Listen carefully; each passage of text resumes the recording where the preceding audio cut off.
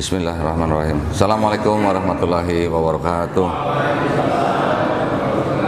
Innal hamdalillah nahmaduhu wa nasta'inuhu wa nastaghfiruh wa na'udzubillahi min syururi anfusina wa min sayyiati a'malina may yahdihillahu fala mudhillalah wa may yudlil fala hadiyalah. Asyhadu an la ilaha illallah wahdahu la syarikalah wa asyhadu anna Muhammadan abduhu wa rasuluh. Allahumma sholli wa sallim wa barik ala sayidina Muhammadin wa ala alihi wa sahbihi ajmain. Amma ba'd. Alhamdulillah, senang sekali saya sekarang bisa berada di kota kelahiran saya. Alhamdulillah. Aku orang Semarang, Pak. Cuman oh iya. Kalau nggak salah, Pak, kalau nggak salah, dulu papa mama saya pernah cerita saya lahir itu di Jalan Dr. Cipto, Pak. Cuman nggak tahu lahirnya di apa, bidan atau apa, saya nggak tahu. Kayak katanya di rumah sakit, Pak, katanya, Pak. Mungkin itu, Pak, ya. Tapi saya besarnya di Nusa Kambangan, Pak. Oh, tahu, Pak, ya, Nusa Kambangan, ya. Cilacap, Pak, Cilacap. Bukan pulaunya. Ya, alhamdulillah. Saya ada kesalahan di website. Don Diton lahir di Melbourne, gitu, Pak. Waduh. Melbourne, Jerman, jejer kauman, kan. Ya, jadi karena saya besar di Cilacap, jadi saya masuk kerajaan Ngapak gitu, Bu. Ya. Tahu, Bu, ya, bahasa Ngapak, ya, Bu, ya? Orang Ngapak, orang kepenak, gitu, Bu. Alhamdulillah, saya dari kecil itu dikafirkan. Dikafirkan oleh mama saya. Mama saya tuh yang bawa saya ke gereja dari kecil. Sampai SMA, sampai besar, sampai keluarga dan segala macam. Mama saya itu dulu termasuk Kristen yang apa bilang militan gitu, militan. Ya, mama saya sama nenek saya. Jadi mau hujan geledek tetap aja ke gereja tiap minggu gitu. Jadi kalau kecil saya dibawa sama nenek saya naik beca gitu. Ketika saya sudah bisa naik sepeda, saya yang boncengin nenek saya ke gereja. Nah, jadi saya tumbuh besar memang di gereja. Dari kecil saya sebenarnya tidak punya kesan negatif terhadap Islam, ya. Kenapa? Karena saya juga tumbuh besar di sebuah tempat di kampung saya di Cilacap itu yang mayoritas Islam. Saya juga baca kitab saya mengetahui ada yang namanya Abraham, ya. Kita mengenal sebagai Nabi Ibrahim alaihissalam. Punya anak Ismail, kita mengenal Nabi Ismail alaihissalam. Punya nama Ishak, kita kenal Nabi Ishak alaihissalam. Jadi saya pikir dulu tuh Kristen dan Islam itu hanya seperti dua orang anak, lain ibu, satu bapak gitu. Karena saya pikirnya Islam itu keturunan dari Nabi Ismail alaihissalam, Kristen keturunan dari Nabi Ishak alaihissalam. Dulu saya mikirnya begitu.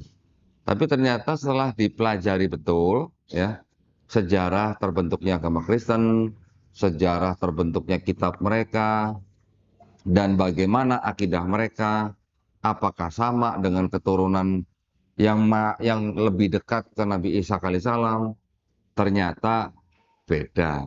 Ya. Kenapa akhirnya kita bisa mengetahui ada perbedaan akidah? Ya, kalau kita sekarang melihat ada agama Yahudi, ada agama Kristen atau Nasrani, ada agama Islam. Kalau kita bandingkan, baru kita bisa melihat ada perbedaan akidah di antara Yahudi dan Islam dan Kristen. Nah, sekarang pertanyaannya, buat apa kita ngomongin agama orang gitu ya? Iya, Pak. Perlu nggak, Pak, ngomongin agama orang, Pak? Nah, nanti ada yang bilang nggak perlu gitu ya. Yang penting kita belajar Islam yang benar gitu. Baca Quran yang benar. Ngapain baca kitab orang gitu. Nah, ini memang masih ada perbedaan pendapat. Saya tidak menyalahkan ya guru-guru kita yang melarang santri-santrinya untuk membuka dan membaca kitab-kitab orang lain. Saya nggak menyalahkan. Tetapi di lain pihak, umat Islam khususnya di Indonesia yang boleh dikatakan mayoritas, mungkin sekarang sudah disalib katanya sama Pakistan ya, katanya ya. Saya nggak tahu. Sekarang umat Islam di Indonesia itu kurang lebih sekitar 240 juta lebih, ya. Itu adalah eh, menjadi target, ya, ditargetkan oleh siapa? Oleh agama Kristen. Untuk apa? Untuk dikristenkan. Nah, Bapak Ibu sudah pernah dengar upaya-upaya kristenisasi? Ada nggak Pak? Di Semarang ada nggak Bu?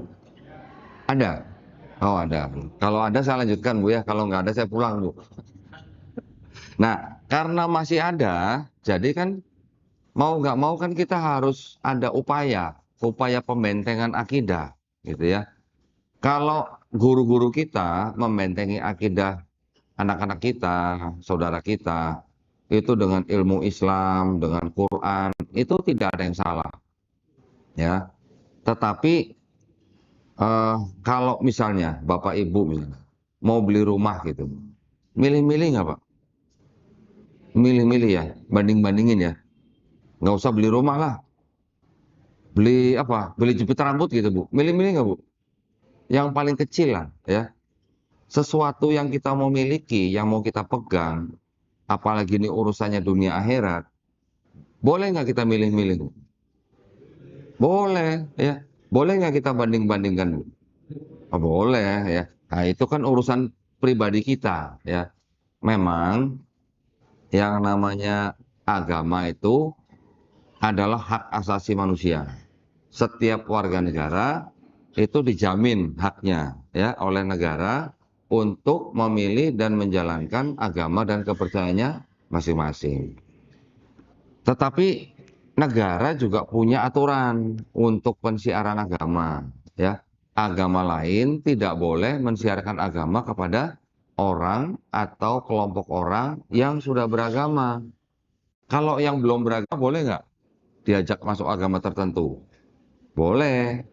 Tapi kalau yang sudah beragama, aturannya tidak boleh diajak untuk masuk ke agama orang lain. Dengan segala iming-iming, dengan pemberian sesuatu, dengan rayuan, atau bahkan dengan intimidasi, itu dilarang. Eh, Produk pemerintahnya namanya itu keputusan bersama dua menteri, Menteri Agama dan Menteri Dalam Negeri, nomor 1 tahun 79. Ya. Di dalam bab 3 pasal 4 disebutkan dilarang mensiarkan agama kepada orang atau kelompok orang yang sudah beragama. Nah, maka itu kita di Islam ya, kita juga tidak boleh mengajak orang yang sudah beragama untuk masuk agama Islam. Itu sudah dilarang. Yang Islam lakukan di Indonesia, khususnya dai-dai kita ya, itu dikirim ke daerah-daerah yang memang orang-orangnya atau penduduk lokalnya belum mengenal agama. Itu dilakukan. Islam dan Kristen juga melakukan. Bahkan dai-dai kita yang di daerah-daerah itu dengan misionaris-misionaris Kristen itu kita tarik garis begini. Kamu sana ya, saya sini ya. Nggak boleh saling bercampur gitu. Ada perjanjian gentleman di sana. Itu tidak dilarang oleh pemerintah. Tapi masalahnya nih, masalahnya yang Kristen selain mengajak orang yang belum beragama, mereka juga mengajak orang yang sudah beragama.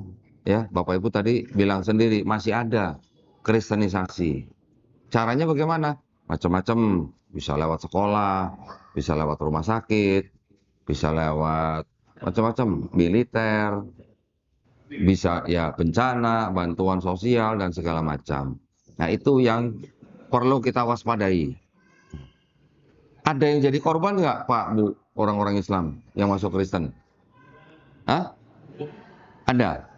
Oh, banyak. Oke. Nah, kalau begitu, apa kita harus diamkan?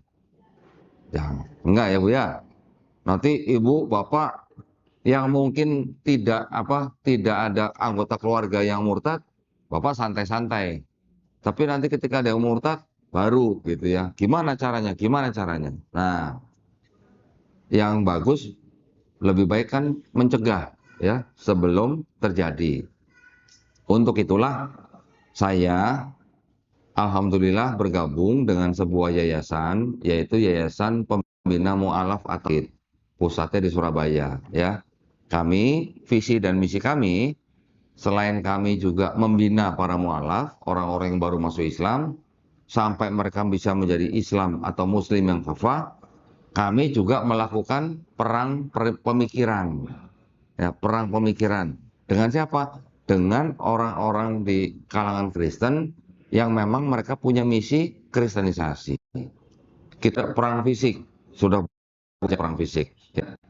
Kita perangnya perang pemikiran sama seperti ulama-ulama kita pada zaman-zaman mulai dari zaman-zaman abad pertengahan. Ya, mungkin dari abad sebelumnya juga sudah.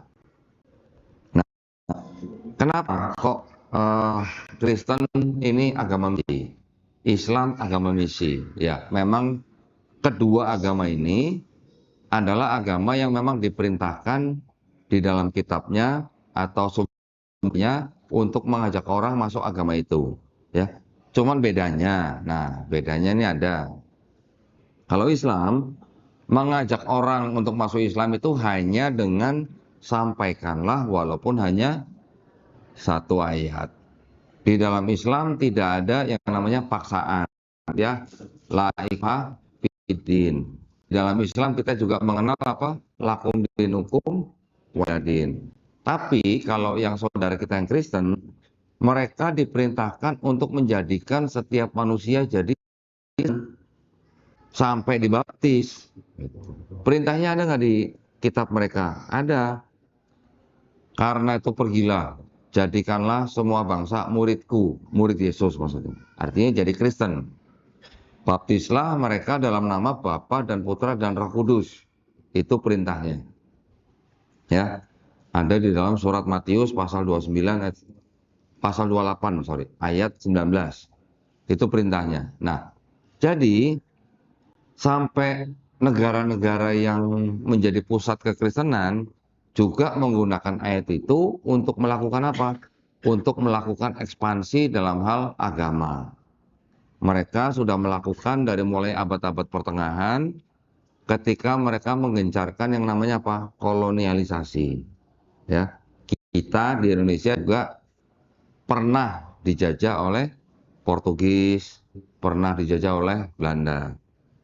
Portugis membawa agama Katolik, Belanda membawa agama Kristen Protestan. Ya, itu terjadi dari mulai tahun 1600-an. Nah, akhirnya sekarang memang di Indonesia ada 6 agama yang diakui oleh negara. Ini semua diatur ya oleh negara bahwa masing-masing agama tidak boleh mensiarkan agama kepada orang yang belum beragama. Yang boleh dilakukan adalah kepada orang atau kelompok orang yang belum beragama. Nah, caranya bagaimana melawan perang pemikiran gitu. Saya alhamdulillah bergabung dengan yayasan ini tahun 2020.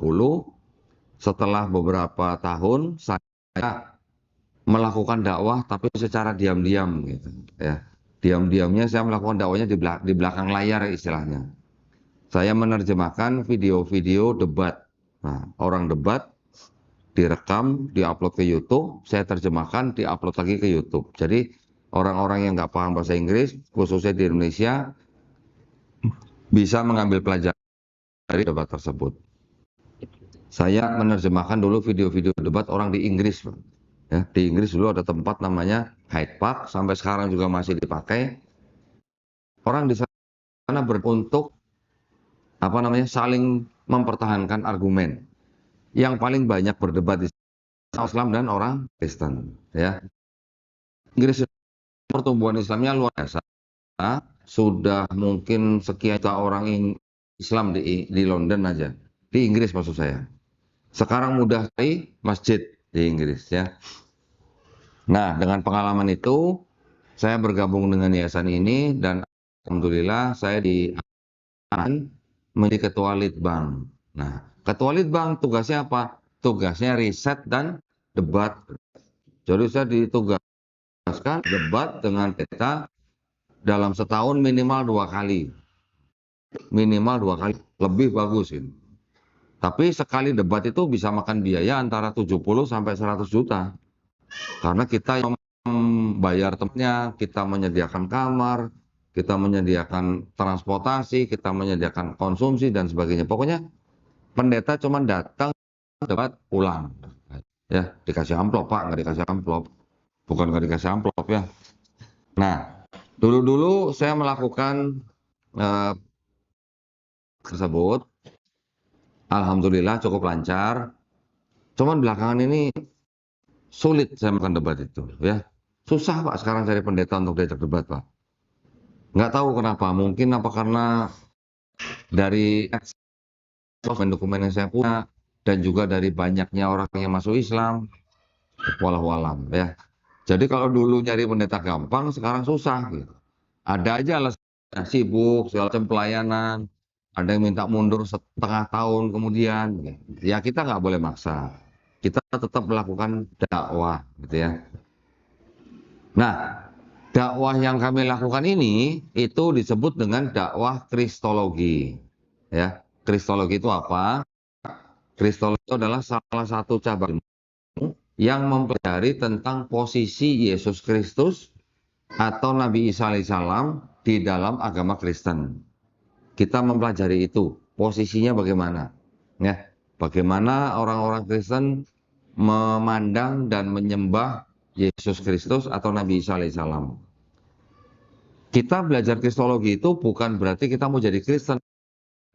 Ya. Kita belajar kristologi itu dengan kacamata Islam, supaya apa? Supaya kita tahu posisi masing-masing dan supaya akidah umat Islam bisa dibentengi.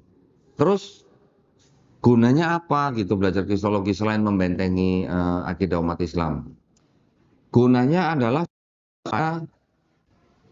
program kristenisasi itu paling tidak bisa terhambat. Ya, kalau tidak ada kristologi, wah sudah mungkin Indonesia mungkin sudah 50% sudah jadi Kristen mungkin. Gitu ya. Itu adalah memang proyek dari mereka. Apa namanya? Target dari mereka. Mereka mentargetkan untuk mengkristenkan Indonesia minimal 50%. Di tahun waktu itu saya dengarnya kira-kira udah 20 tahun yang lalu itu. Ya, kalau Bapak Ibu bisa buka website, ketik joshuaproject.net. Nah, itu isinya adalah program kristenisasi di seluruh dunia, termasuk di Indonesia. Nanti bisa dipilih negaranya Indonesia gitu. Nah, jadi kita di Yayasan Pembinaan Mu'alafah Tauhid ini, kita belajar kristologi supaya kita paham seluk-beluk agama mereka, ya. Tapi kita bukan bertujuan untuk mengajak orang Islam membenci orang Kristen, bukan. Tujuan kita bukan untuk membuat permusuhan dengan Kristen, bukan. Yang kita musuhi adalah kekufurannya, bukan orang kafirnya, ya. Yang kita musuhi adalah kekufurannya, bukan kafirnya. Jadi eh, seperti tadi awal saya bilang, semua agama dilindungi haknya oleh negara. Tetapi yang kita ajak mereka untuk berdialog, ajak mereka untuk berdebat, atau yang kami dakwahi itu adalah kekufurannya, ya. Jadi jangan salah kalau nanti ada yang bilang, oh Donitan ngajar kristologi untuk membenci orang Kristen, salah. Lawang keluarga besar masih banyak yang Kristen kok, gitu, ya. Tujuannya itu, ya, yang paling dasar. Alasannya, tanya. Tadi kan kita sudah mengenal yang namanya kristenisasi, ya kan? Orang Kristen sendiri di dalam kalangan mereka itu juga ada yang belajar Islamologi. Nah, jadi kalau kita belajar Kristologi, orang Kristen yang sekolah agama juga belajar Islamologi. Di sekolah tinggi teologi mereka, ya, STT namanya, sekolah tinggi teologi, itu rata-rata mereka punya mata kuliah Islamologi. Buat apa kira-kira mereka belajar Islamologi? Nah, pasti tujuannya adalah untuk mengenal Islam dan juga untuk melakukan kristenisasi, mencari celah-celah apa yang mereka bisa masuk untuk bisa mengajak orang Islam masuk agama Kristen, ya. Mereka juga mensyaratkan, nah, ini mungkin tidak semua, tapi hampir semua lah, kebanyakan ya.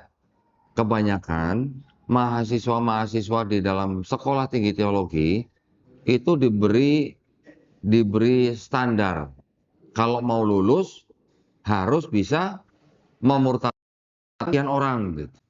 Itu saya ada, ya, brosurnya saya juga udah pegang. Orang-orangnya juga saya sudah tahu, sudah kenal, sudah ngobrol gitu. Ada ditargetkan harus bisa memurtadkan 3 orang, ada yang 5 orang, ada yang sampai 20 orang baru bisa lulus atau bisa mudah lulus, ya. Maka itulah kami dari Yayasan Pembina Mu'allafat Tauhid ini memandang sangat penting untuk berdakwah Kristologi, karena buat kami dakwah Kristologi ini adalah juga dakwah tauhid, ya. Maksudnya kami berdakwah Kristologi ini mengajak orang untuk bertauhid. Kami juga mempercayai Rasulullah dan sahabat-sahabatnya pada zaman itu, ketika mereka berinteraksi dengan orang-orang Yahudi, ketika mereka berinteraksi dengan orang-orang Nasrani, mereka juga membicarakan yang disebut dengan Kristologi. Cuman mungkin bentuknya agak sedikit beda, ya.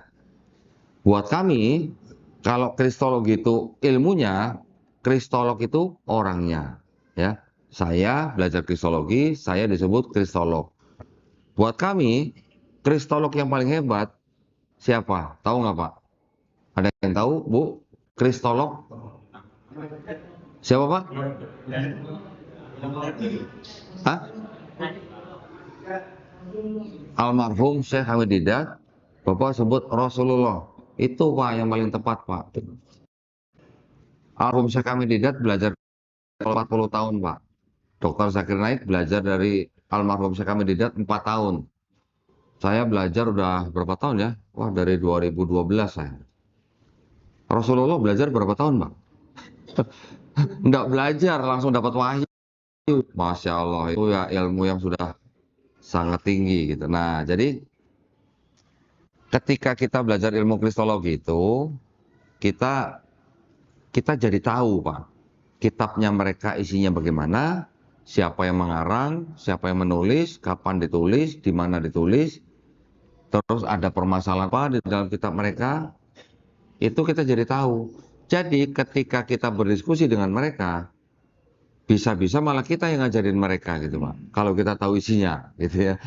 Sudah beberapa kali terjadi seperti itu. Belum lama ini ada seorang pendeta ya dari Lampung mengakunya ke saya sudah belajar teologi 13 tahun katanya. Itu kalau tingkatan di atau universitas mungkin udah doktor katanya.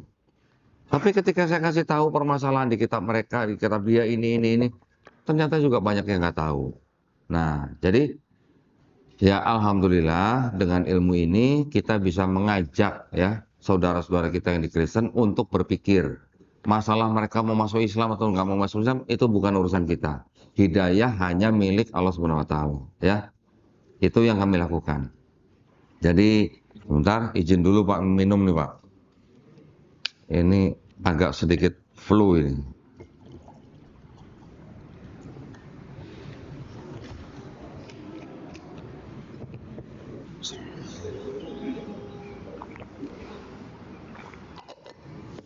Ya, itu sekilas latar belakang dari yayasan kami dan apa yang kami kerjakan. Baik, nah sekarang karena sudah di sini, saya ingin memberikan sedikit pengenalan ya. Apa yang kami usahakan, apa yang kami paparkan di dalam dakwah-dakwah kami. Jadi kita sebagai umat Islam, kita mengenal ada yang namanya agama samawi. Pernah dengar ya, ya, Bu ya? Orang-orang pendidikan atau orang-orang ahli itu mengatakan bahwa agama samawi itu ada berapa, Pak?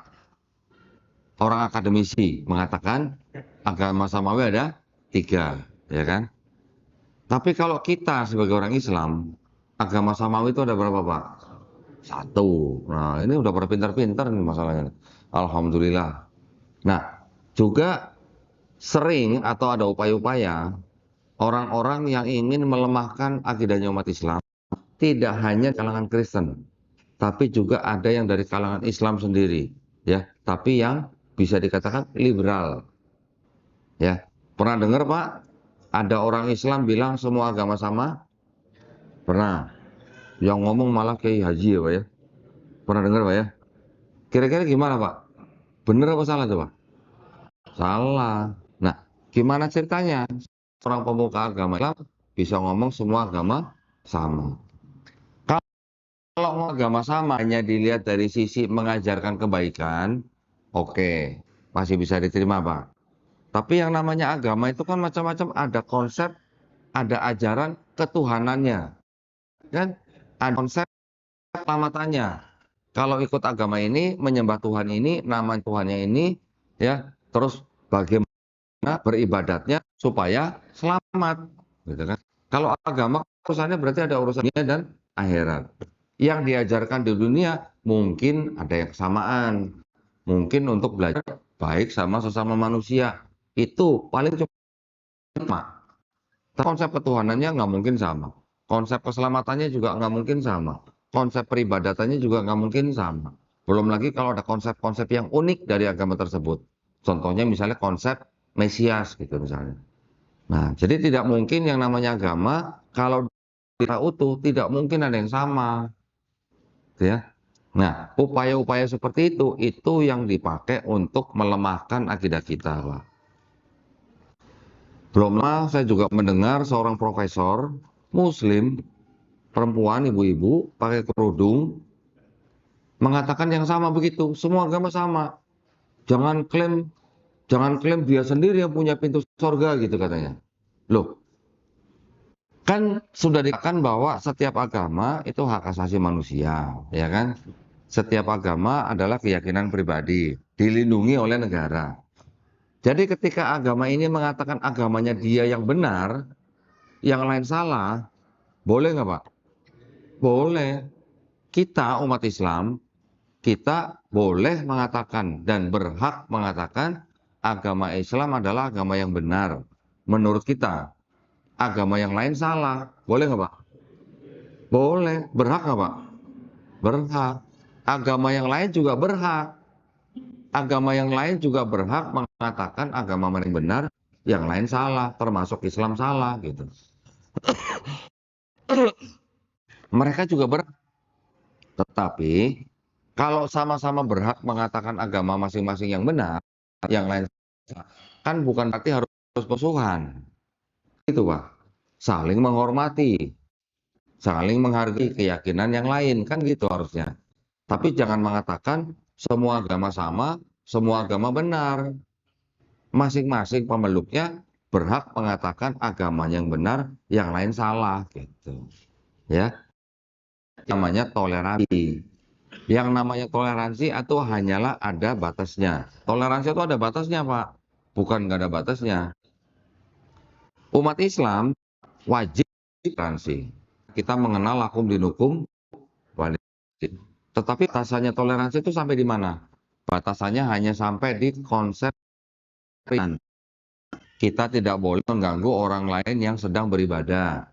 Kita tidak boleh mengganggu keyakinan orang lain, ya. Hanya sampai di peribadatan. Tapi untuk toleransi akidah boleh nggak, Pak? Hah? Boleh? Nggak boleh. Akidah ya, Bu ya? Akidah, keyakinan. Kita nggak boleh bertoleransi. Contoh misalnya, selama ini Natalan gitu kan. Boleh nggak, Pak, mengucapkan selamat Natal? Itu akidah, Pak. Urusannya dengan akidah. Gitu. Kalau mereka Natalan, nggak Pak kita ganggu, Pak? Nggak boleh juga. Ya, itu hak mereka. Ya. Begitu juga dengan agama-agama yang lain. Kita tidak boleh mengganggu peribadatannya. Akidahnya juga kita pegang. Kita juga tidak mau diganggu akidahnya. Ya kan? Akidah itu adalah kita dalam menjalankan syariat-syariat kita. Itu maksud yang saya maksudkan, Mbak ya. Jadi kita harus dewasa dalam agama. Kita tidak boleh dikit-dikit, lu nggak toleransi, ucapkan selamat. Entah lu ini urusan apa gitu. Apakah kalau ucapan selamat Natal tidak bertoleransi? Betul tidak bertoleransi dalam hal akidah. Tapi dalam hal ibadah kita bertoleransi. Bahkan boleh dikatakan agama Islam itu agama yang paling toleran dalam hal ibadah. Nah, kebanyakan saya sendiri juga sudah mengalami ya. Saya dan teman-teman pernah patungan, Pak. Kita patungan beli gereja gitu. Kita sedang menolong teman-teman kita yang Kristen. Waktu itu COVID, nggak boleh kebaktian di gereja, jadi gereja kosong. Karena kosong, gerejanya mau dijual. Nah, kita kan menolong, Pak. Kita laku kan gitu. Ya, kita beli. Ketika kita beli, yang punya gereja bilang, ini kita maunya jual gereja ini harus jadi rumah Tuhan lagi ya. Ya nggak salah, nggak ada salahnya gitu kan. Kita beli gereja itu pakai utusan, Pak. Kita kirim utusan. Utusannya di KTP-nya masih Katolik, dia seorang mualaf gitu. Jenggotnya panjang, Pak, segini. Oh, cukur dulu, cukur gitu. Jadi utusan kita. Sampai akhirnya deal, dia dibilang begitu. Gereja harus jadi rumah Tuhan lagi ya. Siapa? Kita jadikan rumah Tuhan lagi, Pak. Lah masjid kan juga rumah Tuhan ya, Bu ya. Kita datangkan PPJB, wah udah kita menjadi Mas Desa Gentan Antiwarno Klaten, Bu. Nah, bentuknya masih bentuk gereja, udah ya. Kita nggak rubah bentuk gerejanya, cuman di dalamnya ada toilet yang kita pindahkan. Paling atasnya kita kasih kubah. Nah, ketika kita sudah beli gereja itu menjadi masjid, baru kita tahu, Pak. Ternyata dulu gereja itu dibangun di sini. Orang Kristennya cuma satu rumah dalam satu desa. Orang Kristen cuma satu rumah, anggotanya 5 orang, bisa bangun gereja. Gimana ceritanya? Nah, berarti ada apa? Penyalahgunaan prosedur. Yang begitu, umat desa itu sudah bertahun-tahun mendiamkan, tidak protes. Karena ya mungkin satu memang kurang pendidikan, kurang informasi, tidak mengetahui apa syaratnya membangun ibadah sebuah desa. Ada minimal ada 99 ya kakak yang harus menyetujui. Kalau sudah terjadi begitu dan dibiarkan, nah itu kan berarti toleransinya kebablasan kalau gitu, ya kan?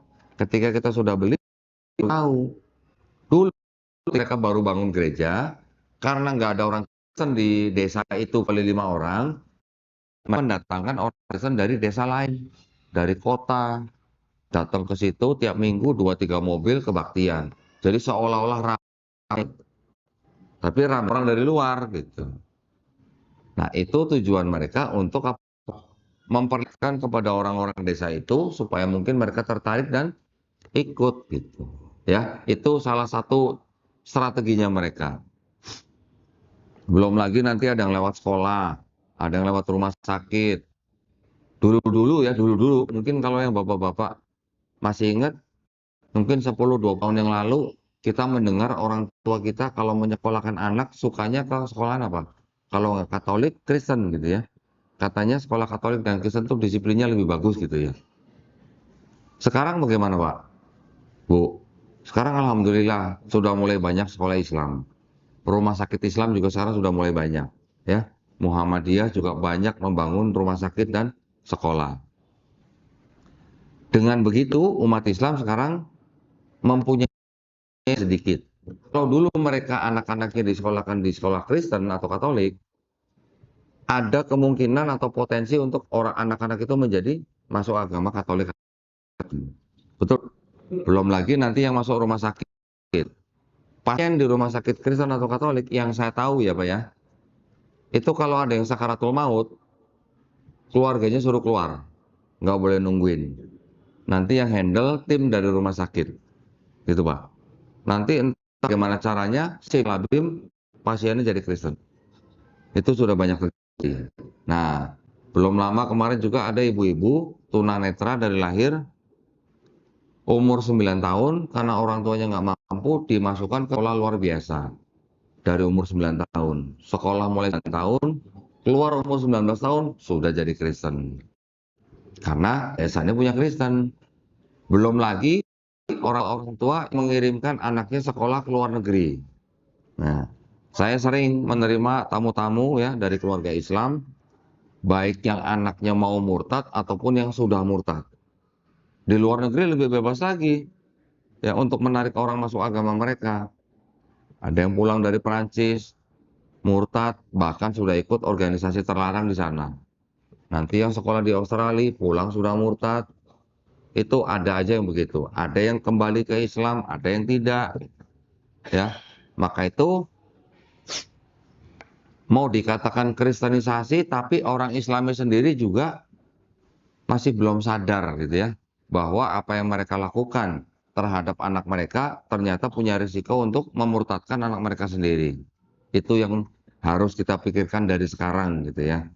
Nah, maka itulah kami dari Yayasan Bina Mu'alafah Tauhid selalu kami ingin mensosialisasikan hal-hal seperti ini supaya Bapak Ibu sadar, keluarga Bapak Ibu bisa dijaga ya, jaga dengan akidah Islam yang kuat sehingga kita tidak perlu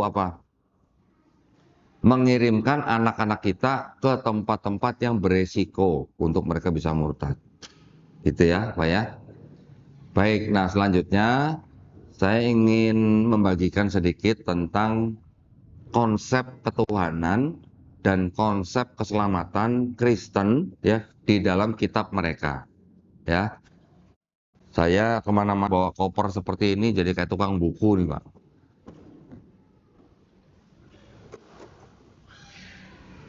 Nah, ini ya sebelumnya saya izin dulu boleh ya ke DKM ya. Kalau buka kitab orang di sini boleh Pak? Boleh ya. Ini untuk belajar, bukan untuk jadi orang Kristen Pak ya. Nah, ini kitabnya mereka. Kitab mereka ini ditulis di sini apa Pak? Alkitab ya. Kita sebagai orang Islam, saya menghimbau Bapak Ibu, kalau melihat begini, jangan baca ini Alkitab. Kenapa? Karena Al-Quran kita juga nama lainnya Alkitab juga. Ya, jadi ini punya orang yang disebut Alkitab, kita jangan sebut Alkitab. Sebut saja ini Bible gitu Pak. Bible itu bahasa Inggris Pak. Modern dikit lah gitu ya. Ya, ini Bible. Paling jauh Holy Bible gitu. Nah, kitabnya orang Kristen ini terdiri dari dua bagian ya. Ini ada yang indeks warna hitam, ini ada yang indeks warna merah. Yang indeks warna hitam ini disebut Perjanjian Lama. Yang yang merah ini disebut Perjanjian Baru. Ya, Perjanjian Lama siapa? Nah, nanti saya jelaskan. Nah.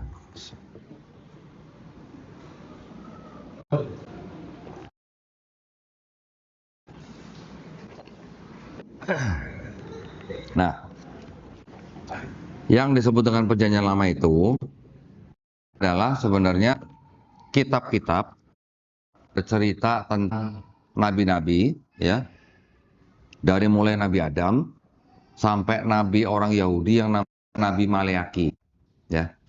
Kalau yang Perjanjian Baru ini adalah kisah-kisah tentang ada Nabi Zakaria, ada Nabi Yahya, ada Nabi Isa alaihissalam diceritakan di sini. Tetapi menurut kitabnya orang Kristen yang disebut dengan Isa Al-Masih itu atau yang dikenal dengan nama Yesus Kristus itu oleh orang Kristen dijadikan Tuhan, ya, dijadikan sesembahan. Nah, apakah di dalam perjanjian lama ini dan perjanjian baru ini konsep ketuhanannya sama? Ternyata tidak. Dalam satu kitab, ya begini, ternyata konsep ketuhanannya ada perbedaan. Gimana kalau kita punya kitab tapi ajaran ketuhanannya bisa beda gitu? Yang di belakang, yang di depan ini mengajarkan ketauhidan, ya. Saya berani mengatakan bahwa yang di depan perjanjian lama ini mengajarkan tauhid, ya. Tetapi kalau yang perjanjian baru yang ini sebagian mengajarkan tauhid, sebagian tidak, gitu. Ini yang saya bisa kasih tahu ke Bapak Ibu, ya. Kalau kita tidak tahu, tidak belajar ini, saya nggak berani mengatakan itu, ya. Kenapa perjanjian lama ini tauhid? Karena yang perjanjian lama ini sebenarnya bukan asli punya orang Kristen. Yang perjanjian lama ini asli punya orang Yahudi. Ya, ini kitabnya ada di sini.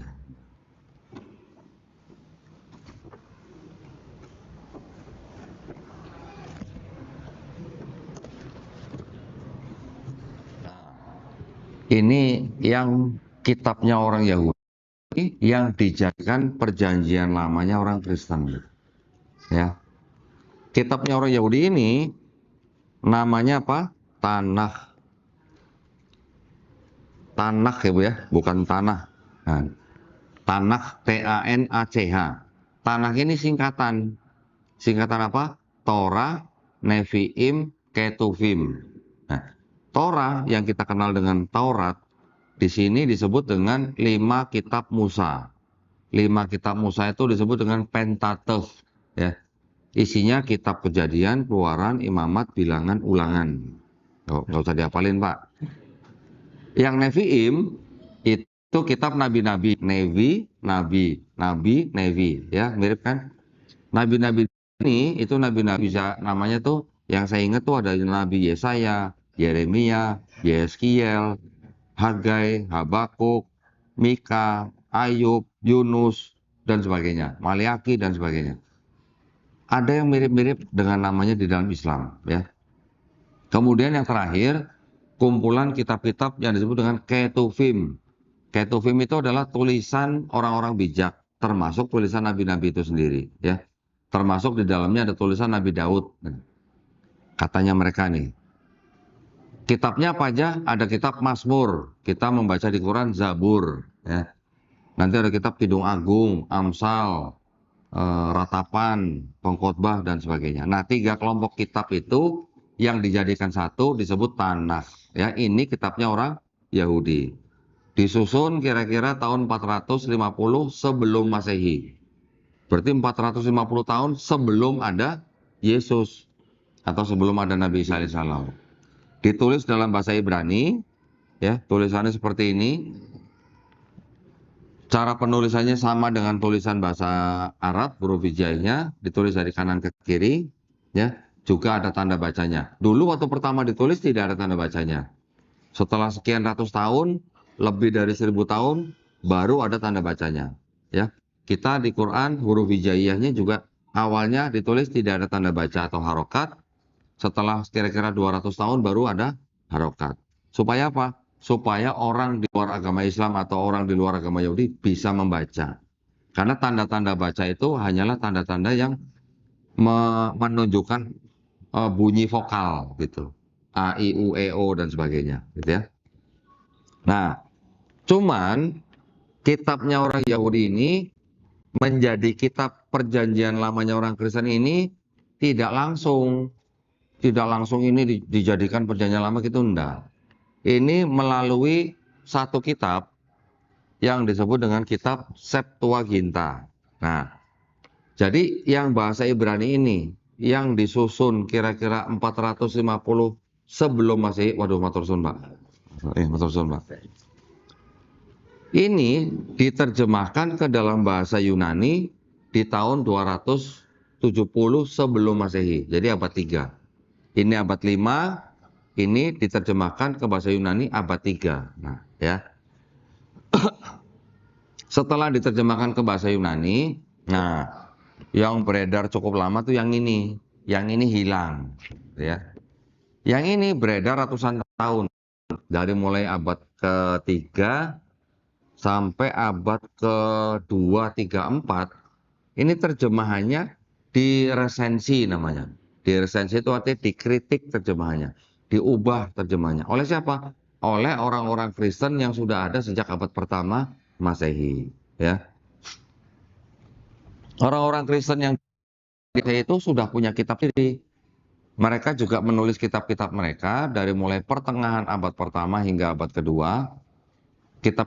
Kitab-kitab itu yang disebut dengan Perjanjian Baru. Nah, jadi yang ini kira-kira pertama hingga kedua disebut Perjanjian Baru. Kemudian abad keempat, nah, Masehi, ya, berarti udah 400 tahun setelah Nabi Isa. Kitab yang sudah diterjemahkannya sudah diubah-ubah sama orang Kristen ini baru dijadikan satu sama kitabnya orang Kristen, ditempel di belakangnya begini. Nah, inilah jadi kitab orang Kristen. Masalahnya di mana? Gitu. Masalahnya setelah yang kitab Yunani ini terjemahannya diresensi, ini maknanya sudah berubah dengan yang ini. Nah, sedikit ya, sedikit, tidak banyak, tetapi kitab yang ini menjadi seolah-olah berbicara tentang kedatangan Yesus di kitab yang ini, punya Kristen. Itu permasalahan utamanya, ya.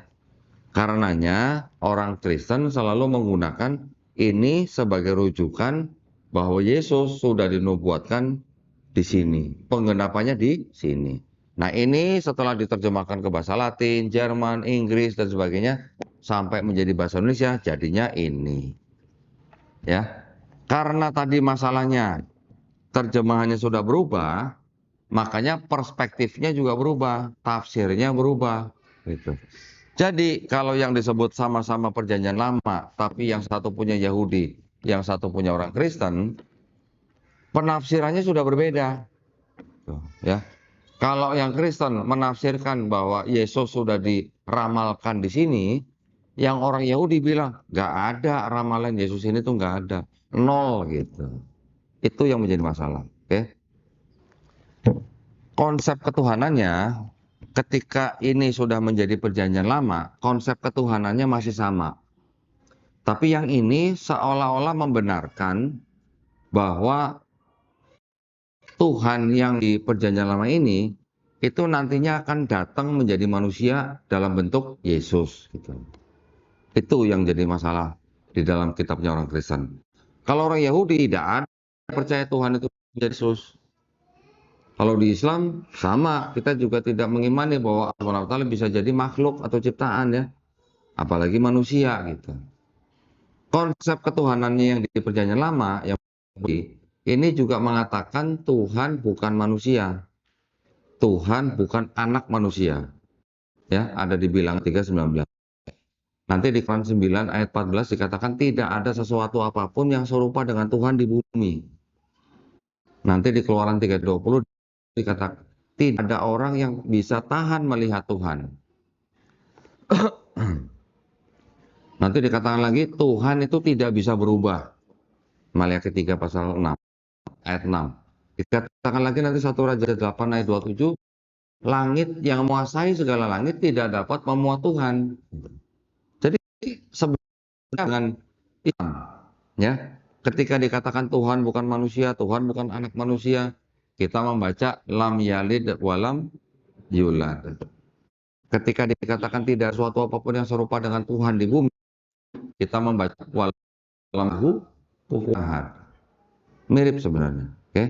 Dan mereka juga mengatakan di Ulangan 6 ayat 4, Shema Israel, Adonai Eloheinu, Adonai Ehad. Apa gitu, Pak?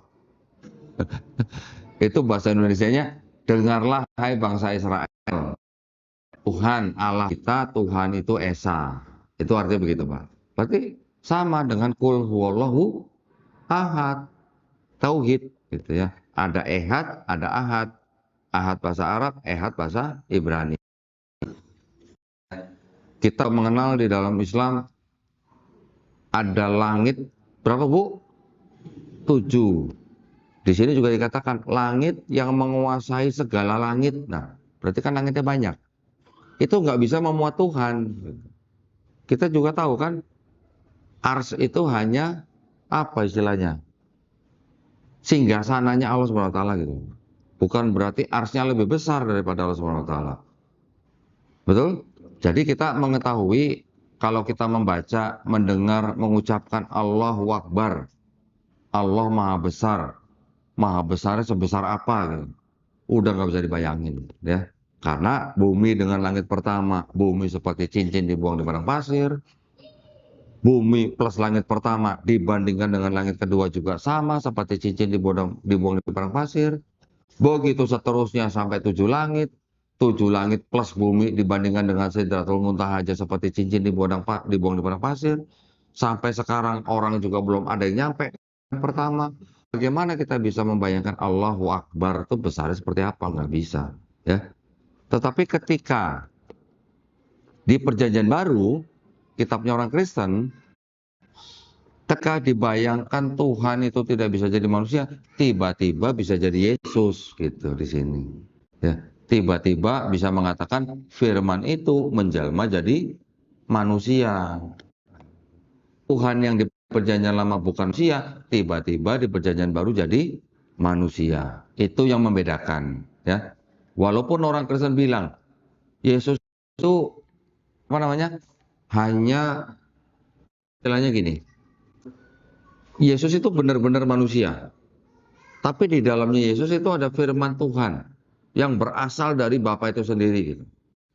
Kalau dalam dan aslinya Yesus itu Allah, tulisannya begitu. Tapi kalau dalam bentuk Yesus, dia manusia. Dia disebut Tuhan, bukan Allah. Apa Pak bedanya Tuhan sama Allah kalau begitu di sini? Hampir nggak ada bedanya. Kalau orang awam nggak tahu, yang bisa menjelaskan hanya pendeta, ya. Jadi ketika mereka bilang, ketika Yesus di bumi, ya dia adalah Allah yang mengambil rupa bentuk manusia, gitu. Menyamar gitu Pak, salah Pak. Seperti raja lagi nyamar jadi rakyat jelata gitu kira-kira. Itulah konsepnya gitu, ya. Nah, itu diambil dari mana? Ternyata konsep seperti itu diambil dari budaya Helenisme. Helenisme itu dari mana? Dari Yunani. Kenapa bisa ngambil dari Helenisme Yunani? Karena daerah Mesir, Palestina, Persia, Babilonia, Sumeria, Asia Kecil dan sebagainya itu semua pernah dikuasai oleh Yunani kira-kira di akhir abad 4 sebelum Masehi sampai akhir abad pertama sebelum Masehi, sebelum diganti oleh Romawi, gitu ya. Helenisme yang dibawa oleh Yunani ini itu punya konsep ada Tuhan, ada dewa yang paling tinggi, di bawahnya ada dewa-dewa yang lebih rendah, tapi dewa-dewa ini juga bisa punya anak dari manusia, gitu. Pernah dengar dewa Zeus, Bu? Pernah? Tahu dari mana dewa Zeus? Oh, film, bukan dari judi online, Bu ya. Pernah dengar Hermes, Bu? Nah, ibu-ibu pasti hafal kalau Hermes, Pak. Merek tas katanya gitu. Ya, merek tas kan. Hermes itu sebenarnya adalah nama anak Dewa Zeus, Bu. Gitu. Ya. Nanti Dewa Zeus bisa punya anak dari manusia namanya Hercules. Pernah dengar Hercules, Pak ya? Nah, nanti punya anak dari perempuan lain namanya Perseus gitu. Jadi yang Perseus, yang Hercules ini disebut setengah manusia, setengah dewa. Di Kristen, Tuhan yang disebut Bapa ini bisa punya anak dari manusia, namanya Yesus. Yesusnya disebut sepenuhnya manusia, sepenuhnya Tuhan. Loh, Islam juga mengakui Nabi Isa alaihissalam lahir dari perawan Maria ya, Maryam ya Bu ya. Betul nggak? Betul, tapi Islam tidak menyembah atau tidak menganggap Nabi Isa alaihissalam punya sifat ilahi. Walaupun lahir tanpa ayah, tapi Nabi Isa alaihissalam bukan Tuhan, bukan Allah itu sendiri, gitu. Di sini bedanya, ya. Kristen dengan mengadopsi konsepnya Helenisme Yunani itu, akhirnya meneruskan bahwa Yesus itu Tuhan, Bapa itu juga Tuhan, Roh Kudus juga Tuhan. Jadi ada Bapa Tuhan, Yesus Tuhan, Roh Kudus Tuhan, tapi bukan tiga Tuhan, tapi satu Tuhan. Paham nggak Mas? Mukanya muka bingung. Tidak paham. Alhamdulillah tidak paham, Pak. Kalau Bapak paham malah saya khawatir, Pak. Alhamdulillah. Nah, tapi gini, tapi itu kan kepercayaan orang lain ya. Kepercayaan orang lain, keyakinan orang lain, kita tetap harus hormati, Pak. Tetap harus hargai. Jangan ngajak-ngajak orang gitu aja maksud saya. Ya. Ketika mereka mengatakan Bapak Maha Kuasa, Yesus Maha Kuasa, Kudus Maha, tapi bukan Maha Kuasa, tapi satu Maha Kuasa. Nah, siap-siap Pak minum obat sakit kepala Pak. Ya, itu keyakinan mereka yang disebut dengan Trinitas, gitu ya, atau Tritunggal. Sebenarnya kalau Tritunggal itu buat orang Semarang mungkin aneh Pak ya. Anehnya Pak, kalau dibilang Tritunggal itu satu ya hakikat. Tapi kalau Bapak nemu orang, Bapak tahu dia bawa temen, loh tunggalin di gitu kan. Kan gitu Pak ya. Tunggal berarti kan beda-beda kan. Kalau mereka bilang pribadinya ada tiga, Bapak Yesus. Ketika di kitab mereka sedang menceritakan Yesus dibaptis di sungai yang Rodus turun dalam bentuk burung merpati, bapaknya bersuara di atas, inilah anakku yang kukasihi. Tiga-tiganya nongol bareng gitu. Terus gimana mau bilang satu gitu. Nah, itu yang tertulis ya, Pak ya. Saya nggak mengada-ngada, itu yang tertulis. Makanya kalau mereka mengatakan Trinitas itu sesuatu yang tidak bisa dipahami oleh manusia biasa karena butuh jamahan Roh Kudus gitu. Nah, itu alasan mereka. Nanti kalau udah didesak tanya ini itu nanti akan mereka bilang itu agama misteri gitu. Artinya Trinitas itu sebenarnya misteri Tuhan gitu. Misteri orang agama-agama yang sebelum mereka juga misteri gitu. Ya, orang-orang di daerah Sumeria, Babilonia, Persia, India, Mesir itu sudah terbiasa menyembah dewa-dewa yang triad gitu. Triad itu artinya tiga tapi satu, satu tapi tiga gitu ya. Nah, untuk itulah jadi Kristen itu sebenarnya boleh dikatakan penerus agama misteri yang menyembah dewa-dewa yang tiga tapi satu, tapi tiga. Mereka mau diapain juga akan bilang Tuhannya satu, tetap akan bilang Tuhannya Esa. Kalau nggak ngotot bilang Esa, mereka tidak akan jadi agama yang resmi diakui di Indonesia, Pak. Masalahnya kan itu.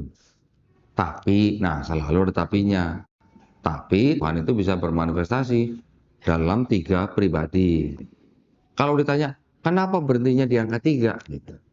Kenapa nggak 4? Kenapa nggak 10? Kenapa nggak 20? Gitu. Kan siapa tahu ada Tuhan yang lain yang lagi ngintip di planet lain gitu. Loh, kan bisa aja Bu ya. Namanya apa? Imajinasi atau bagaimana. Karena pribadinya tiga. Kalau kita dikatakan Allah Ahad sudah selesai. Dia tidak ada yang sama dengan Allah Subhanahu wa taala, sudah selesai. Dia tidak beranak, tidak diperanakan, selesai. Tapi di sini sebagian kitab bukunya mengatakan Tuhan bukan manusia, Tuhan bukan anak manusia, tiba-tiba bisa jadi Yesus. Itu yang berkontradiksi, ya. Ini ngomong saya sampai jam berapa nih, Pak? Hah? Suhur jam berapa, Pak? Suhur jam berapa, Pak? Hah? Oh, 45. Oh, masih ada setengah jam berarti ya. Oke, saya percepat ya supaya Bapak Ibu punya kesempatan bertanya ya. Nah, itu tadi konsep ketuhanannya. Konsep keselamatannya bagaimana? Konsep keselamatannya orang Yahudi di dalam ini, satu kitab ini, mengatakan bahwa tidak ada orang yang bisa menanggung kesalahan dosa orang lain. Seorang ayah tidak bisa menanggung kesalahan ayah. Seorang anak tidak bisa menanggung kesalahan ayahnya. Yang berdosa mati. Kalau mau selamat, bertobat. Judulnya di sini. Gitu ya. Tapi ajaran Paulus bukan yang tukang kredit sebelah, Pak ya. Paulus di sini itulah yang dianggap mendirikan agama Kristen. Jadi Kristen bukan ajarannya Yesus sebenarnya, tapi ajarannya Paulus, ya. Karena apa? Karena Paulus yang mengajarkan begini, kalau kamu tidak mengaku Yesus sebagai Tuhan dan Juru Selamat yang sudah mati di atas salib untuk menebus dosa kamu, kamu nggak selamat. Itu ajarannya Paulus.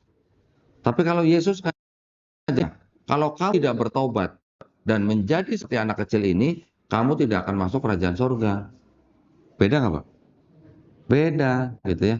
Dan yang pertama kali disebut Kristen itu Paulus. Setelah dia tinggal di sebuah kota namanya Antioquia selama setahun. Yesus sendiri Kristen aja nggak pernah. Mengajarkan Kristen aja nggak pernah. Ya, mengajarkan kebaktian hari Minggu juga pernah. Yesusnya nggak pernah sih. Mengajarkan merayakan Natal juga nggak pernah. Mengajarkan hari untuk kematian dia juga nggak pernah. Itu semua adalah kalangan Paulus dan gereja. Gitu ya. Konsep keselamatannya, kalau yang Yahudi mau selamat bertobat, kalau yang Kristen harus percaya Yesus sebagai Tuhan dan Juru Selamat untuk selamat. Ya, itu perbedaannya. Yang terakhir, di dalam Yahudi juga punya konsep yang namanya konsep Mesias, Pak. Mesias. Berapa? Pernah ya? Ini apa, Bu? Diurapi. Oh, Bapak belajar teologi ya, Pak ya? Oh, penggemar. Mesias itu bahasa Ibrani, Bu, ya. Bahasa Yunaninya Christos. Bahasa Inggrisnya Christ. Bahasa Indonesianya Kristus. Jadi kalau Yesus Kristus itu sama dengan Isa Al-Masih. Artinya ya Bu ya. Cuman kalau Mesias di dalam bahasa Ibrani artinya diurapi. Diurapi itu artinya dibaluri, Bu. Dibaluri apa ya? Yes, disiram pakai minyak gitulah. Itu namanya dibaluri gitu, diurapi gitu. Minyak ya, Bu ya. Minyaknya minyak khusus. Nah, itu dia, Pak. Diblonyohi gitu, Pak. Berarti Mesias artinya yang diblonyohi gitu ya. Nah, kira-kira gitu. Di tradisi Yahudi yang diurapi itu nama bisa imam, bisa raja, bisa nabi. Ya, ketika raja ditahbiskan, dia diblonyohi dengan minyak gitu. Ya. Nah, orang Yahudi punya konsep nanti akan ada Mesias yang akan datang. Untuk jadi apa? Untuk jadi raja bangsa Israel.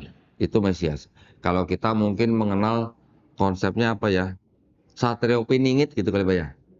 Ya mirip seperti itulah. Ya yang jadi pemimpin, datangnya kapan belum tahu. Kalau kita mungkin ada lah ya tulisannya kapan. Tapi kalau yang Yahudi, mereka punya standar bahwa Mesias yang akan datang itu harus benar-benar manusia. Hasil hubungan badan suami istri. Bukan Tuhan yang jadi manusia. Jadi, ya. Dan juga syarat keduanya, Mesias yang akan menjadi raja bangsa Israel itu harus keturunan Raja Daud melalui anaknya Salomo. Ya. Terus yang ketiga syaratnya, Mesias yang akan datang itu, dia nanti akan datang ketika semua manusia sudah tidak kenal senjata atau tidak mengangkat senjata atau tidak ada perang. Yang berikutnya, Mesias itu nanti akan datang ketika semua umat manusia sudah mengenal Tuhan. Ya, sudah mengenal. Jadi sudah tahu ada Tuhan Maha Esa. Yang terakhir, mereka bilang Mesias yang akan datang itu dia datang membawa misi cuma sekali. Sekali datang sudah cukup gitu sampai dia mati gitu. Bukan orang yang datang menyelesaikan misi, pergi lagi, nanti datang lagi gitu, bukan begitu. Nah, tapi kalau Kristen mempunyai konsep Mesiasnya, yaitu yang disebut Mesias yang dijanjikan itu Yesus. Ya, Yesus di apa? Dibikin-bikin silsilahnya seolah-olah keturunan Daud melalui Salomo. Padahal yang keturunan Daud lewat Salomo itu ayah Yusuf gitu. Di sini ada cerita ayah tirinya Yesus, namanya Yusuf. Ya, ayah tiri. Berarti adopsi kan? Kalau kata orang Yahudi, anak adopsi, mohon maaf bro, nggak terima, gitu. Nggak bisa.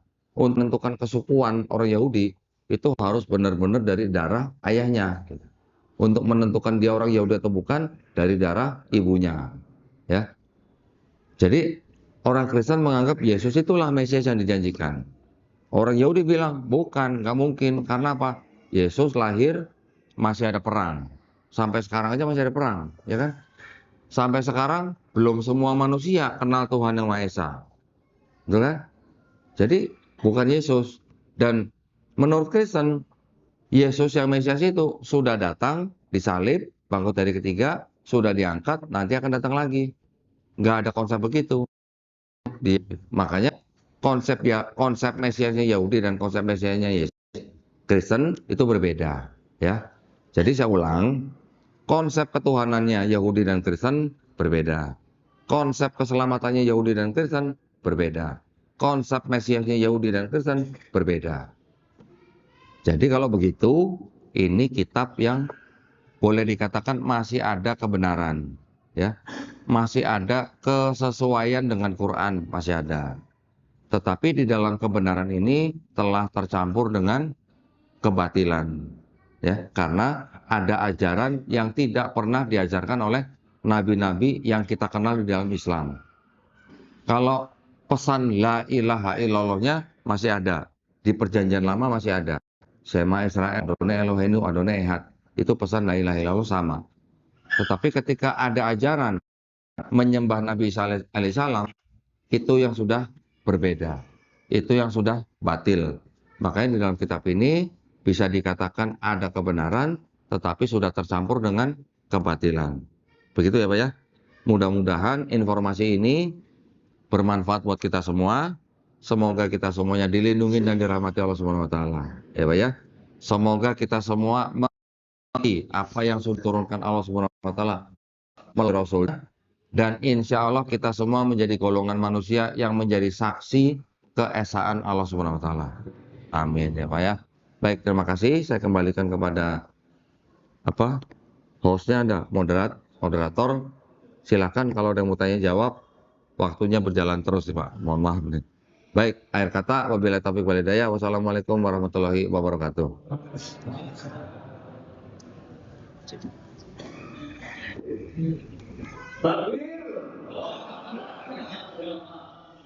Mudah-mudahan semuanya pasti akan diisikan pertanyaan-pertanyaan ya Pak. Karena waktunya sebentar lagi ini kita yang batasi mungkin sekitar 3 ya. Baik, ada yang mau tanya? Oke, kita coba tadi yang ibu-ibu dulu satu. Ya. Tadi tangan maksudnya. Satu-satu jawab satu-satu. Mudah. Langsung dari soalnya bisa mulai ya. Ini kita sampai di belakang.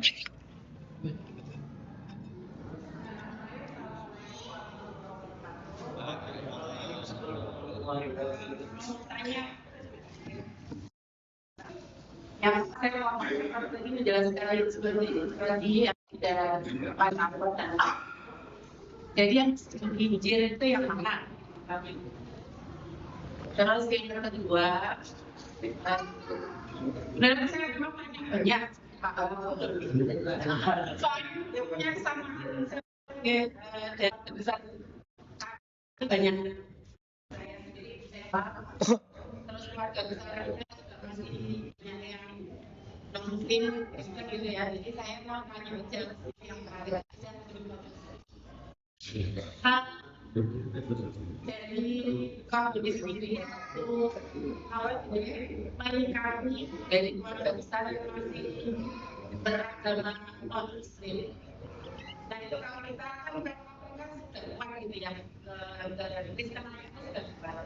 Seperti yang tadi dikatakan bahwa kita tidak boleh mengajak kita ya yang sudah kuat agamanya untuk mengikuti kita. Nah, untuk keluarga kita belum muslim itu trik-triknya atau strategi apa yang kita terapkan atau kita inginkan biar mereka itu juga bisa ya kan kita yang mereka dipakai kita ini juga multi agama itu Ya, saya sudah paham apa maksudnya. Nanti Ibu kalau mau tanya lebih banyak lagi, Ibu bisa DG saya Bu ya. Nah, insya Allah nanti saya kalau slow respon, maaf ya.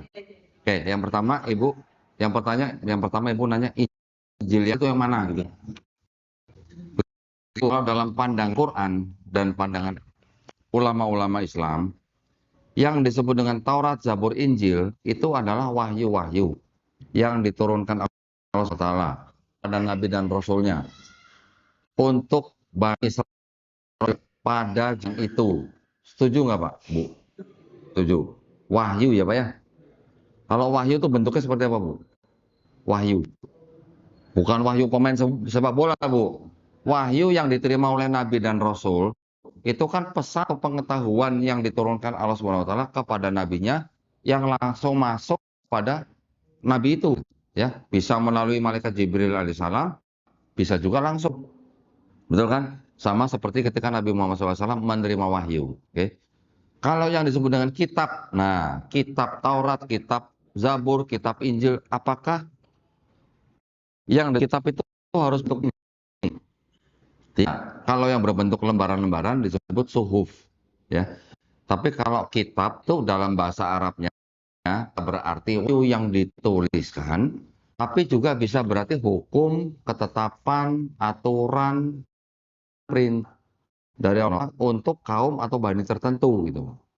Nah, jadi kalau namanya wahyu sudah diterima oleh Nabi Isa alaihissalam, sudah disampaikan kepada Bani Israel, itu artinya wahyu yang sudah sampai kepada kaum tertentu. Wahyunya ada diterima oleh Nabi Isa alaihissalam. Sekarang kalau Nabi Isa alaihissalam sudah tidak ada bumi, terus Injilnya kemana? Ya ikut dengan bersama nabinya. Karena Injil itu adalah nama ketetapan yang diberikan Allah SWT untuk Bani Israel pada saat itu gitu.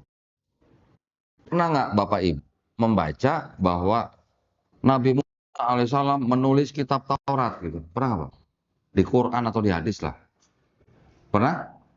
Tidak ada. Pernah baca Nabi Isa alaihissalam menulis kitab Injil? Pernah? Ada? Nah, kalau Nabi Isa diberikan kitab Injil, ada di Quran. Ya, Quran surat Maryam ayat ke-30. Ya, ke-30 disebutkan, aku adalah hamba Allah, aku menerima kitab Injil. Itu Nabi Isa bicara masih di gendongan ibunya.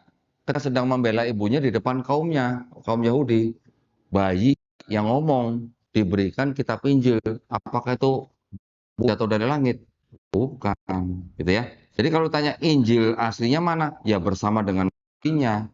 Itu hanya berupa wahyu gitu. Nah, terus yang tulisan-tulisan ini, yang kitab-kitab ini apa ini gitu kan?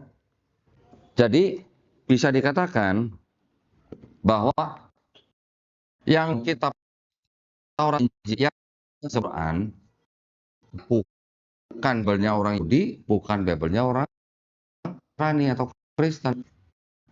Nanti saya kasih indikasi lagi, Bu.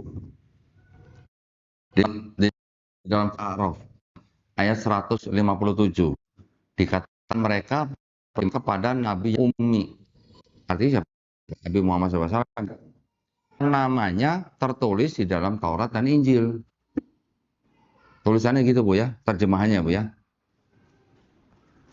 Sekarang di dalam kitabnya orang Yahudi dan kitabnya orang Kristen, ada nggak nama Nabi Muhammad di sini? Ada nggak, Bu? Menurut saya nggak ada, ya. Muhammad gitu nggak ada. Nanti kalau bahasa Ibraninya Muhammadim, dianggapnya itu nama Nabi Muhammad SAW. Tapi kalau diterjemahkan menjadi Muhammad kan arti kalimat itu jadi berantakan, Bu. Lagi pula kata Muhammadim itu artinya memang yang terpuji, dipakai di 12 ayat lainnya. Kalau diterjemahkan menjadi Muhammad, makna daripada satu ayat itu jadi beda, gitu ya. Makanya di dalam kitabnya orang Yahudi dan kitabnya orang Kristen tidak ada nama Muhammad. Entah itu sudah disamarkan, entah itu sudah dihilangkan, entah itu sudah disembunyikan, itu orang-orang terdahulu yang mengetahui. Jadi karena di sini tidak ada nama Muhammad sesuai dengan Quran surat Al-A'raf ayat 157, berarti saya berani mengatakan bahwa ini dan ini, Bible-nya Yahudi dan Kristen, bukan Taurat dan Injil yang dimaksud oleh ayat tersebut, Bu. Gitu, Bu ya. Mudah-mudahan bisa diterima nih. Jadi sekali lagi saya katakan, jangan berpikir bahwa Taurat, Zabur, Injil yang disebut dalam Quran itu adalah kitabnya orang Yahudi dan Kristen, gitu, Bu. Karena walaupun di dalam sini masih ada kebenaran, tapi telah tercampur dengan kebatilan. Nah, sekarang kalau Taurat yang diturunkan kepada Nabi Musa, apakah ada kebatilan di dalamnya? Tidak mungkin ada. Apakah kitab Injil yang diberikan kepada Nabi Isa alaihissalam itu ada kebatilan di dalamnya? Tidak mungkin ada. Ya, sampai sini paham, Ibu ya? Yang kedua, ketika Ibu nanya, bagaimana triknya? Nah, kalau sudah trik ini harus hati-hati, Bu. Jangan sampai Ibu, kita sendiri malah melanggar aturan pemerintah. Tapi kalau dalam hal diskusi, ya Bu ya, diskusi ini, dialog. Contoh misalnya, mereka kan harusnya juga baca kitabnya. Di dalam kitab mereka, itu diceritakan yang namanya Yesus Kristus atau Nabi Isa alaihissalam, itu juga disunat, Bu. Ya, disunat. Lukas pasal 2. Yesus Kristus juga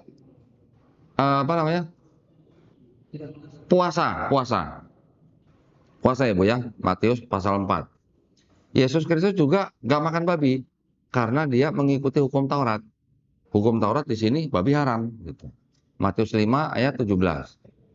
Yesus juga sholat, bahkan sholat subuh, karena dia berdoanya pagi-pagi sebelum matahari terbit. Dan dia sholatnya sujud, Bu. Nah, cerita di sini ketika Yesus disalib, ini yang ceritanya kan Yesus yang disalib ya. Terlepas daripada siapa yang disalibkan, kita tidak mengimani bahwa Nabi SAW dibunuh disalib. Terlepas siapa yang disalibkan di sini, jenazahnya diturunkan, dikafani, Bu. Dikafani, Bu ya. Jadi kalau begitu, tanya, Bu, sama saudaranya itu. agama apa yang laki-lakinya disunat, terus puasa, terus sholatnya sujud, terus nggak makan babi, terus kalau mati dikafani. Islam malah. Berarti kan kita yang mengikuti sunnah Yesus di sini. Sunnah Yesus bilangin Pak. Ya kan? Itu yang paling ringan Bu, yang paling ringan gitu ya. Yang tidak bicara sampai ke dalam-dalam konsep teologi dan segala macam. Kita ngelihat dari perbuatan aja. Dari perbuatan orang Islam ternyata kok malah sama dengan apa yang diperbuat Yesus di sini. Ya, termasuk sholatnya sujud gitu. Kita yang membaca Quran. Quran surat Al-Hajj ayat ke-77. Ya ayyuhalladzina amanur ka'u, wahai orang beriman, rukuklah, wasjudu, sujudlah. Perintah sujud, Bu. Jadi kalau Nabi Muhammad SAW disebut sebagai muslim dan dia bersujud, Yesus sujud, Matius 26:39. Abraham sujud, Kejadian 17:3. Musa sujud, Keluaran 3:48. Musa dan Harun sujud, Bilangan 16:22. Daud sujud, 1 Tawarik 29:20, Mazmur 95 ayat 6. Yosua sujud, Yosua 5:14. Esra sujud, Nehemia 8 ayat 6-7. Kalau Nabi Muhammad SAW disebut muslim, berarti Yesus sampai Nabi Abraham sampai Adam muslim bukan Bu? Sujud semua, diperintahkan sujud gitu. Itu yang paling gampang, gitu ya. Kalau mau bicara yang lebih dalam-dalam, Ibu bisa DM nanti. Oke, semoga menjawab pertanyaan. Silakan yang lain. Baik, silakan. Mas. Waalaikumsalam warahmatullahi. Pak, mau menanyakan ya. Ya konflik sehingga tentang tadi kan namanya apa yang paling dominan. Jadi saya sering juga beberapa hal yang terapi itu terjadinya penolakan terus dia tentang telah itu di apa ya guru saya dibicarakan itu seolah-olah apa namanya bahwa Islam itu katanya toleran. Ini yang ya, dan itu saya sempat menuju ada orang yang mungkin kayak Islam atau yang paham tentang Islam itu juga ingin bisa membangun pemikiran tersebut bahwa kenyataannya ya Islam itu ya memang toleran. Jadi tanggapannya sendiri bom itu gimana? Iya. Ketika sudah menyeruak jadi itu tanggapannya supaya itu memberikan satu dan supaya orang Islam itu tidak terprovokasi itu seperti itu. Paham. Baik. Kita sebenarnya juga menyayangkan ya kalau sampai ada kejadian misalnya perusakan rumah ibadah, misalnya kejadian sampai bahkan sampai dibakar, kejadian sampai ada orang dipukuli dan sebagainya.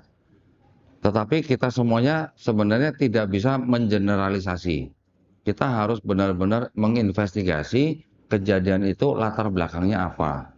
Latar belakangnya. Karena harus satu kasus itu harus dipelajarin sampai ke dalam-dalamnya gitu.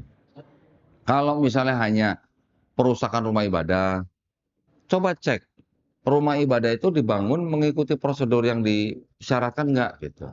Kita biasanya kan nggak ngecek sampai situ. Yang kita tonton di video cuma rumah ibadah orang dibubarkan atau dibakar misalnya. Sampai di sini doang, tapi belakangnya kita pasti nggak tahu.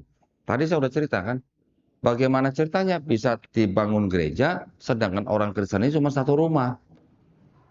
Itu yang sering dilanggar sama mereka memang.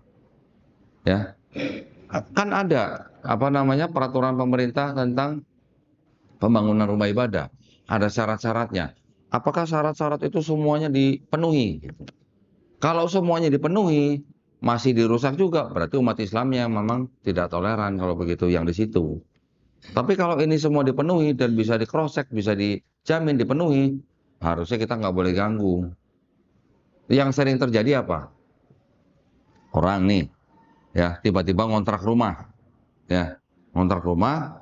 Setelah berapa lama dia manggil temennya bikin kebaktian atau bikin persekutuan. Pertama mungkin 5 orang, nanti lama-lama bisa nambah 10 orang. Nanti lama-lama yang doanya pelan-pelan, nyanyi pelan-pelan, jadi nyanyinya kenceng. Akhirnya masyarakat jadi tahu, loh kok bisa ada kebaktian di situ. Nanti ada yang izin RT, ada yang tidak izin RT, dan sebagainya. Ketika lama-lama didiamkan, lama-lama bisa jadi gereja itu. Padahal orang-orangnya dari luar, bukan dari orang situ. Itu juga sering terjadi. Ya, jadi kalau kita menanggapi sebuah berita, jangan buru-buru kita mengiyakan bahwa Islam tidak toleran. Lihat dulu kasusnya, cek dulu itu dalamnya atau latar belakang kasus itu bagaimana. Biasanya tidak mungkin umat Islam mereaksi kalau tidak ada penyimpangan. Banyak terjadi begitu. Ya, saya sendiri juga tahu. Saya dulu pernah di sana. Ketika gereja saya waktu itu mau membangun sebuah gereja yang sangat besar di daerah Sentul, apa yang kita lakukan? Kita mengirim tim dulu ke desa-desa di daerah situ. Oh, kita bikinin air bersih, kita bikinin puskesmas, kita bikinin sekolah gratis, dikasih kerjaan, dikasih apa namanya, bantuan, sembako dan sebagainya. Siapa yang nggak merasa berutang budi gitu, Pak? Ya kan? Ketika sudah berutang budi, diajak ke gereja, gimana cara nolak? Gimana cara nolaknya? Susah. Nah, gitu kira-kira ya. Semoga menjawab ya, silakan. Baik, Pak Gil. Sini sudah sebelah kanan bagian. Tangga di silakan. Waalaikumsalam warahmatullahi wabarakatuh. Ya. Ya. Pakai mic kamu, Arum, pakai mic lah.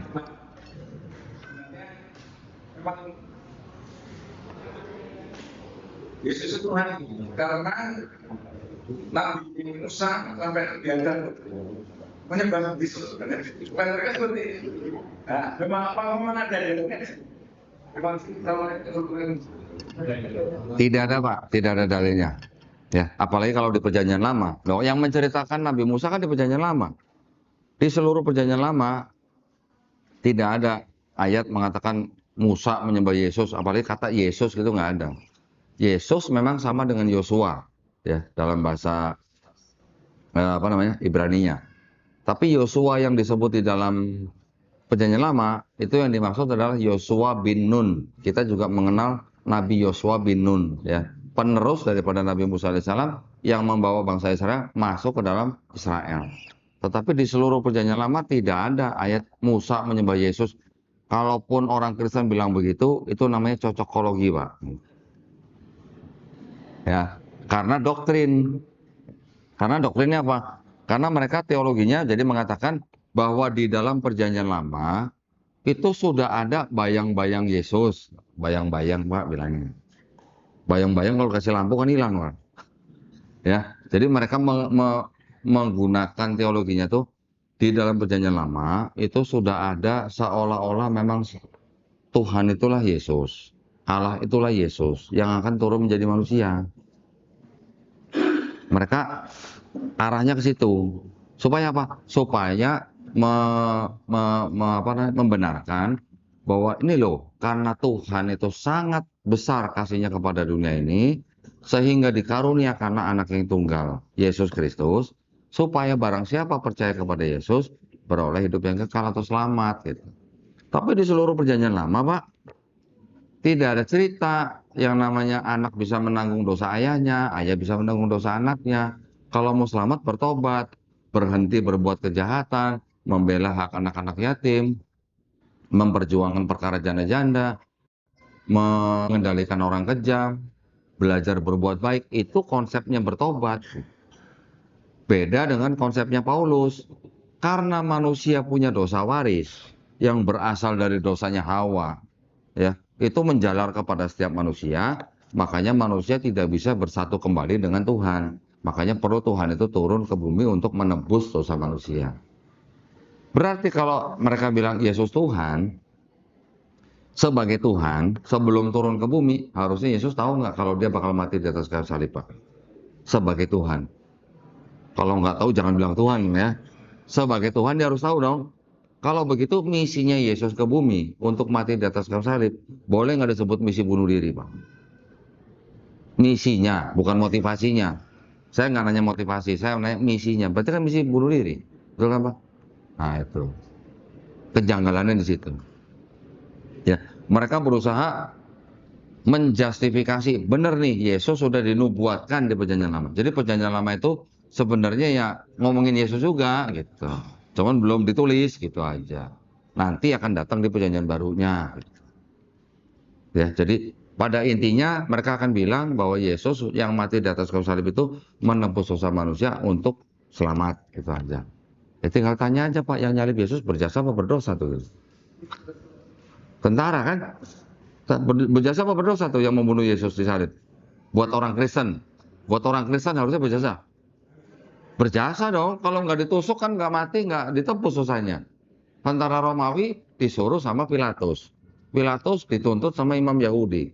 Imam Yahudi diberikan Yesus oleh Yudas Iskariot. Yudas Iskariot menyerahkan Yesus ke Imam Yahudi karena dibisikin iblis. Jadi iblisnya berjasa apa nggak nih buat orang Kristen nih? Ah, udah pikirin aja gitu, Pak.